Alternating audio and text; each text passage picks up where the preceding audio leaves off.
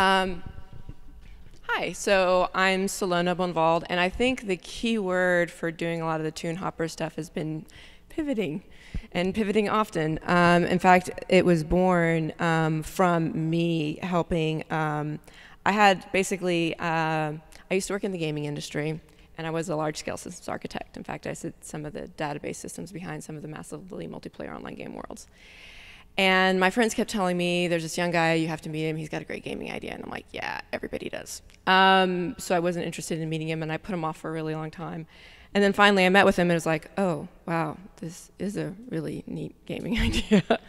But I can't sell it because of how he had brought it in, where it was just literally a game. And I'm like, I can't sell that.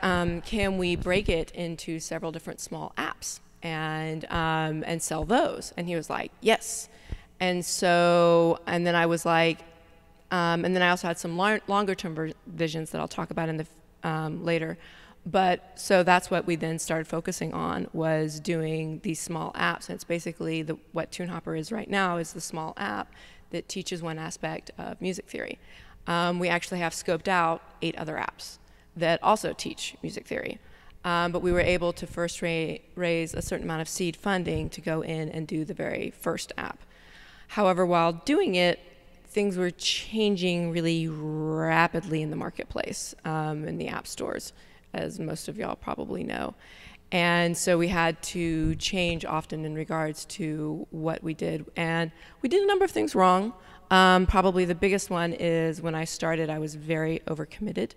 I had 2 other startups and was also doing some work in a developing country. And that kind of ended up sucking away a lot of my time.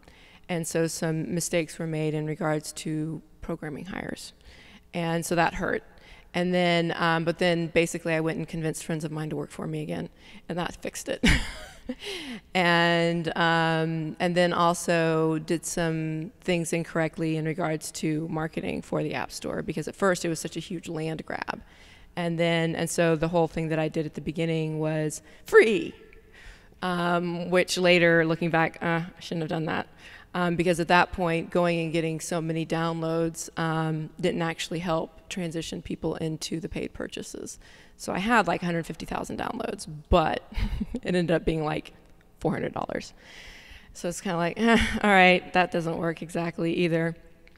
So then we rebranded it again, and actually one of the things that we did in the game design model is we made it so that people can do albums.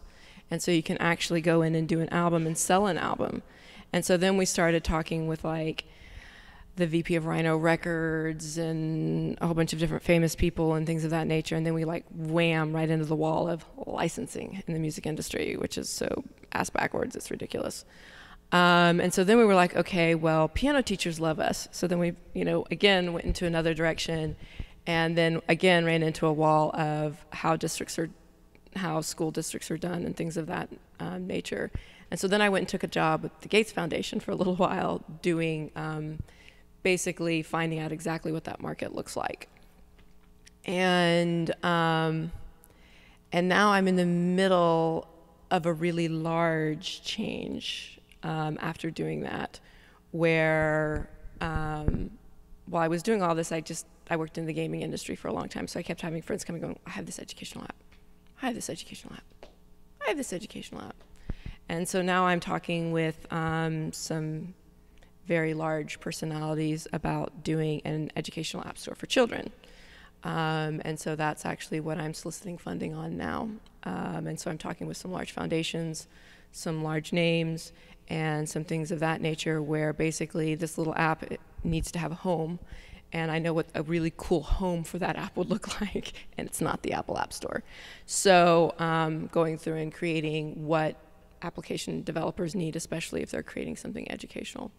And so that's what I'm in the process of doing now. So, yes? So I think that I've always wanted to do an app. I'm not smart enough. I don't have a good idea even, but do you have any sort of insight in like now, 2012, 2013, like what it takes to, I don't know, get attention within the App Store or succeed within it? Because it's such a huge beast at this point. It is a huge beast, and actually one of the groups that I had several conversations with was with Rovio, because at one point they were interested in possibly purchasing us. And that's a good way to go in and get bandwidth, is to sell to somebody who already has a huge market share. But for a lot of it, you know, you have to fall back on all the traditional marketing stuff.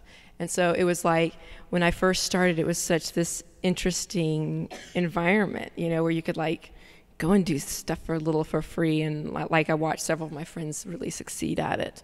And now I don't believe that the App Store is like that. In fact, actually, I think that the App Store's reputation algorithm is broken. And I see a real need for competition like Netflix for applications that needs to exist.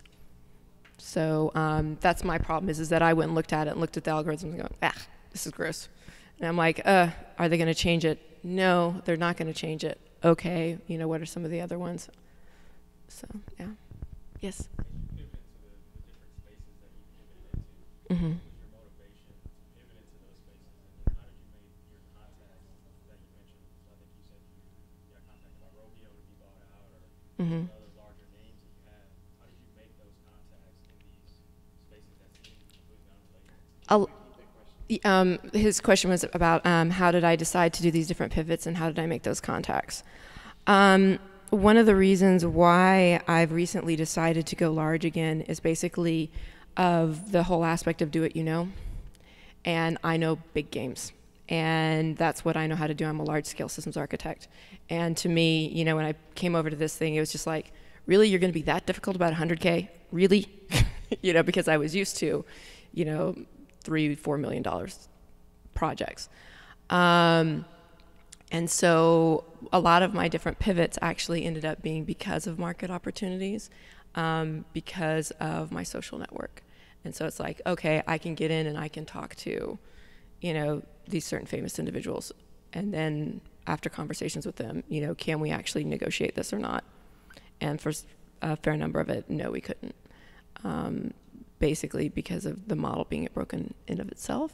I think that was probably one of the most interesting and learning experiences about the consulting that I did with the Gates Foundation, is just like realizing just how broken the educational system is, and how government has influenced some of the different aspects where one thing, the children's gaming market is gargantuan, but if you notice, there's not very many players. And there's a reason for that, and it has a lot to do with government and legislation. And the Gates Foundation is working on actually trying to reduce some of those barriers, if at all possible. And but looking at a lot of those, I kind of sat there and went, you know what? I'm just going to go after mommy and daddy rather than deal with school administration, because of how FERPA is created. Basically, you have to go for each single school district. And they're all like little kingdom domains, where there's a lot of ego, and it was just kind of like, wow, this is a very strange market to try to tap into. While I sit there and I watch things like Dora the Explorer and Webkins sold for 1.7 billion. No, they're valued at 1.7 billion, and Club Penguin sold for 700 million. So if you actually can get through some of the FERPA regulations and figure out that different model, the rewards for it are pretty huge.